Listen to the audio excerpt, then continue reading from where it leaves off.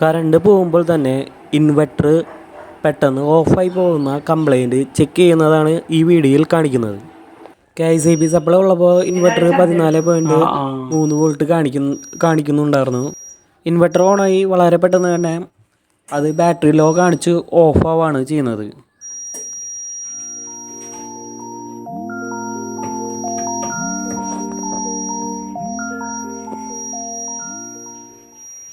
KICB supply ഓണാക്കിയപ്പോൾ തന്നെ പെട്ടെന്ന് ഇത് വോൾട്ടേജ് ഇൻക്രീസ് ചെയ്ത് 13 സംതിങ്ങും പിന്നീട് 14.1 ആയിട്ട് ബാറ്ററി വോൾട്ടേജ് ഉയർന്നു.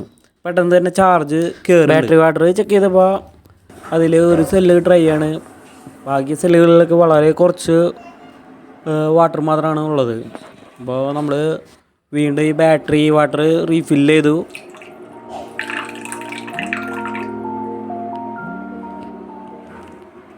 ബാറ്ററി റീചാർജ് ചെയ്യുന്ന സമയത്ത് ബാറ്ററി വാട്ടർ നോക്കുമ്പോൾ അതിൽ നിന്ന് ബബിൾസും സ്മെല്ലൊക്കെ വരുന്നത് കാണാം. അപ്പോൾ ഇതിൽ നിന്ന് ബാറ്ററി ചാർജ് കയറേണ്ടത് നമുക്ക് മനസ്സിലാക്കാം.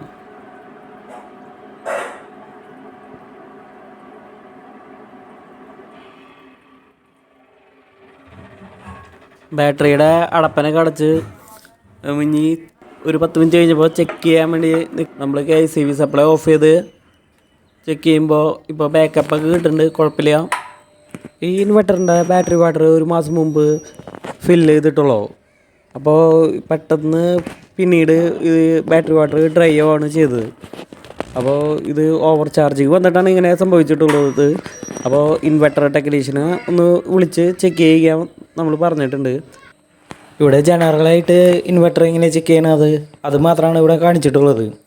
നമ്മൾ ഇൻവെർട്ടർ ചെക്ക് ചെയ്യുമ്പോൾ സാധാരണയായിട്ട് KICB സപ്ലൈ വരുന്നുണ്ടോ, ഇൻവെർട്ടറിൻ്റെ ഔട്ട്പുട്ട് വരുന്നുണ്ടോ, ബാറ്ററി വോൾട്ടേജ്, പിന്നെ വല്ല ലൂസ് കണക്ഷൻ ഉണ്ടോ, ഇതൊക്കെയാണ് ചെക്ക് ചെയ്യാറ്. ചില ഇൻവെർട്ടറുകൾക്ക് ഫ്യൂസ് വയ്ക്കാറുണ്ട്. അപ്പോൾ ഫ്യൂസ് പോയിട്ടുണ്ടോ ഇല്ലയെന്ന് നോക്കും.